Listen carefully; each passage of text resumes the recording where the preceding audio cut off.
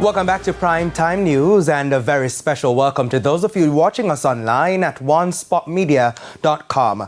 Now we begin this evening with more on the daring heist which took place in Mandeville, Manchester Friday evening. The parish's business leaders and more respected business operators are speaking out, and they are demanding a swift investigation. The details in this report from Dwayne Anderson. Uncertainty, trauma and fear.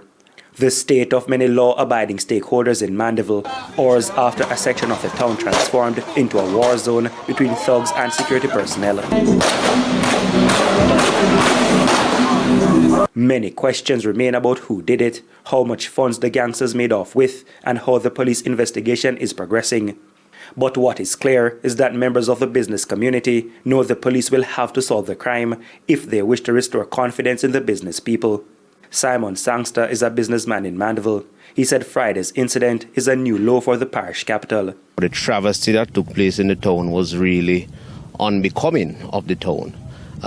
Mandeville has had its fair share of challenges that relates to criminal and criminal elements, but nothing that I can recall in recent time to this level, where persons were injured and so on. You know, it really speaks to the level at where we are now as related to crime.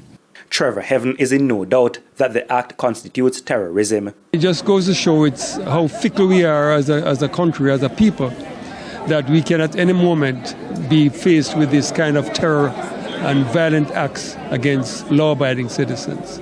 The business leaders and lay magistrates of the parish say they are prepared to help the police. Business operators in the meantime are being encouraged to invest in their security infrastructure and arrangements.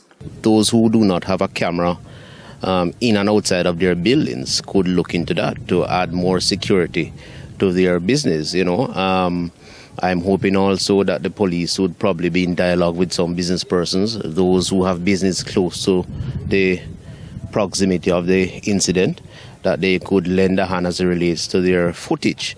That would probably give the police some light as to who these persons are. Dwayne Anderson, TVJ News. Shifting gears to it.